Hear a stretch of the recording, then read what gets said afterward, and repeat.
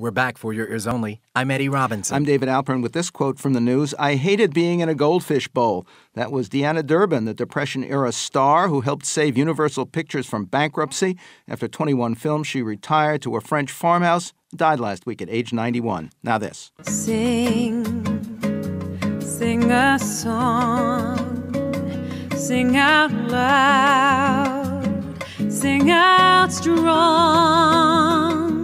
A Sesame Street classic from The Heart of the Matter, a new CD by critically acclaimed Grammy-nominated jazz vocalist Jane Monheit, which she often sings to her young son, Jack.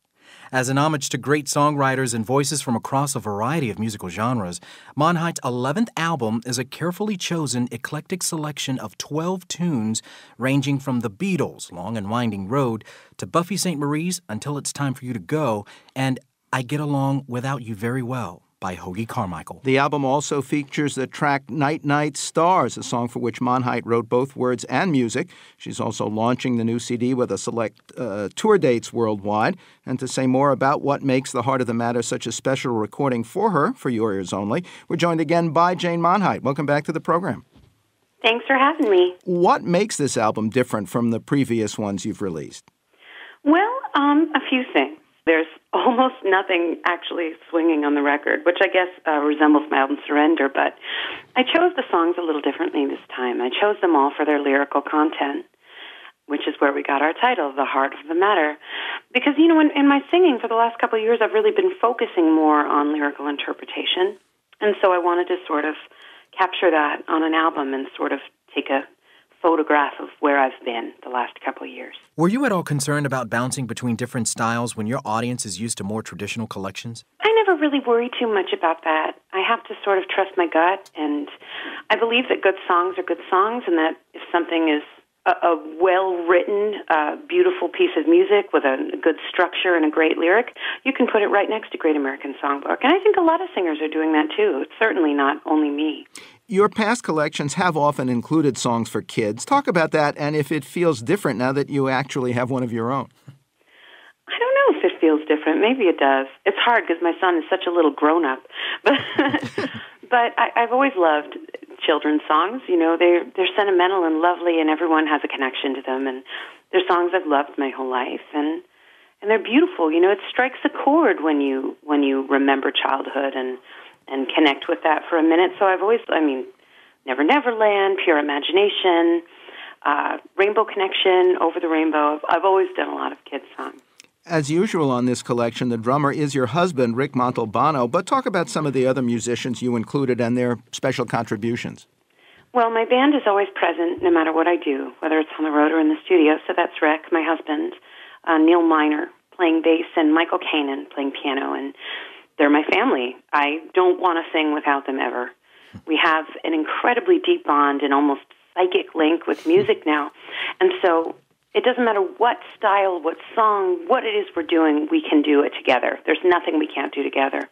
And then in addition to that, Gil Goldstein arranged and produced and brought in 2 cellos, some flutes, guitar, percussion, accordion, of course, and some electric piano as well. So it really warmed up the sound and made for a very complex sort of vibe, but that still is very sensitive and emotional and very much in tune with the lyrics. It's been reported that the album was recorded during a particularly intense time of your life. What were the circumstances and how long did it take? We made the record in 2 days, with a third day to just fix a couple vocals and make some edits. And it was a really intense time. Hurricane Sandy had just happened. My grandparents' home had been destroyed. My grandfather had been hospitalized for a month. My son had broken his arm and needed emergency surgery. And when it's your little 4-year-old in their first break, that's very scary, you know. So it was a really hard time because my family is everything to me. So we made the best of it and put a lot of those feelings into music, you know. Tell us more about the song on this album for which you wrote words and music. What inspired it? Was it your first, or are there many others never recorded, or at least not yet? I've never been too much of a songwriter. It's just not really what drives me as a musician. When I was younger, I did a lot more songwriting than I do now. But You know, I just had this sort of moment of inspiration for this song. My son was 2 years old, and, you know, we live in upstate New York part-time. And the sky gets very dark here, so you can see a whole lot more stars than we can see when we're at home in New York City. And we were driving late at night, and we thought my son was asleep in the car. Everyone was quiet. And we just hear his little voice say, "Night, night, stars." And it was just the most beautiful thing, you know. It really just struck me right in the heart, and I wrote a song about it. There's a major influence of Brazilian music throughout the album. Tell us about that and why you decided to take on that particular landscape. Well, I've always done a lot of Brazilian music, both live and on my albums. It means a lot to me. We travel in Brazil and have a lot of wonderful Brazilian musician friends, and I am very serious about this music. So I chose two songs by Ivan Lins that I really love and did them both in the original Portuguese because that's how they're meant to be sung. Depende de nós and A gente merece ser feliz. And they're both just sort of uplifting, kind of happy messages, you know. Depends on us to make a better world, and we deserve to be happy. Grammy-nominated jazz vocalist Jane Monheit. Her 11th CD, The Heart of the Matter, is in stores now from Emarcy Decca Records, and you can see her tour dates and a lot more at her website, janemonheitonline.com. Sing of good things, not bad.